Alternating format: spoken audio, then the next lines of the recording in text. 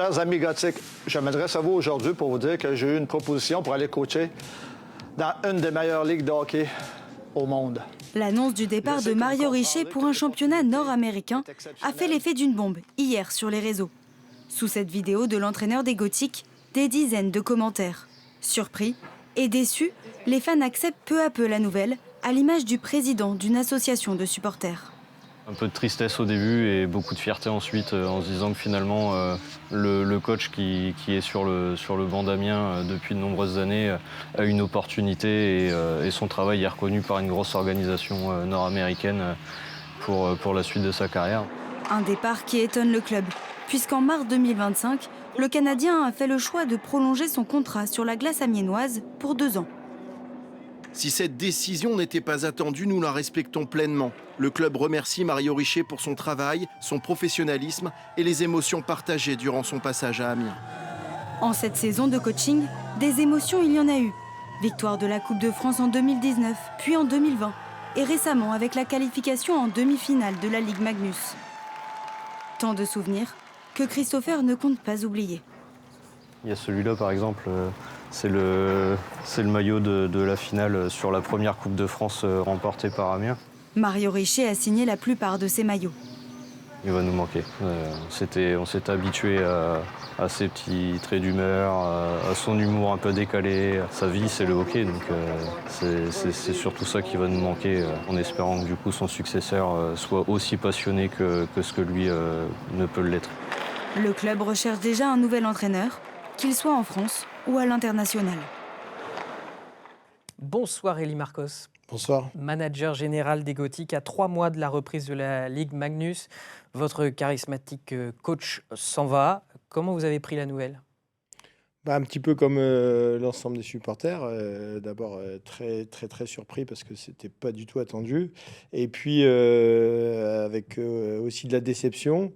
Mais en même temps, voilà, comme l'ensemble des Amiénois qui suivent le hockey, avec compréhension parce que... Il va où en fait ? Il va faire quoi ?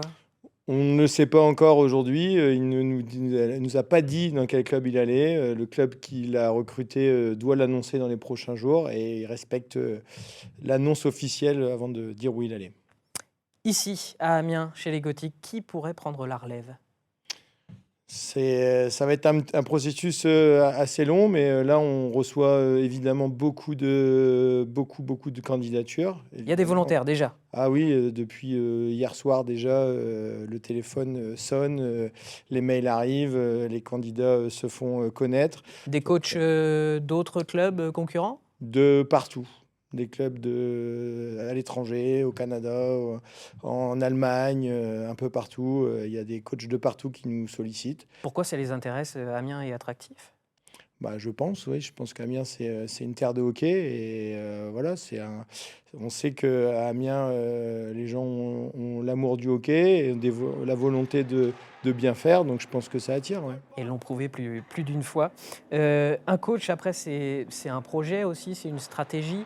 Le fait d'en changer, est-ce que ça va entraîner des bouleversements aussi dans l'équipe, dans vos ambitions pour la saison prochaine ? Qu'est-ce que vous allez avoir à gérer là, au-delà du recrutement ? Il va falloir trouver un coach qui respecte, qui corresponde à notre ADN. Voilà, c'est sûr. Alors ça sera peut-être pas un Mario Richer bis, on en fait pas 2 comme celui-là. Donc, mais voilà, qui aura en tout cas la même énergie, le même amour du hockey et qui sera capable de mener les joueurs au succès. Et très concrètement, comment ça se passe en fait ? Vous avez reçu des candidatures, vous nous avez dit. Derrière, vous les appelez, vous les faites venir. Vous, personnellement, vous... Alors, c'est un processus un peu compliqué parce qu'il y a aussi une règle que personne ne doit connaître. C'est qu'il y a, en tout cas qui ne travaille pas dans le hockey, c'est qu'il y a une qualification pour être coach principal d'une équipe Magnus. Et cette qualification passe par les diplômes. Donc ça va être aussi une notion qu'il va falloir intégrer dans le recrutement de C'est-à-dire qu'il faut qu'il l'ait déjà ou bien il y a quelque chose à passer là rapidement ? Il y a des processus qui permettent d'être qualifié si on est en cours de formation ou en tout cas avec des validations des diplômes. Très bien. Eh ben, bon courage à vous, aux candidats. Et puis, on a hâte de savoir qui va pouvoir prendre la relève. Merci beaucoup, Merci Élie à vous. Marcos.